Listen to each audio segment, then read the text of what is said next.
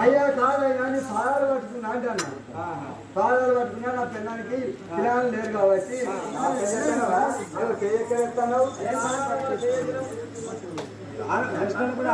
లేదు దూరం కాదయ్యా మీ భార్య పిల్లలు కావాలి అంటే చాలా దూరం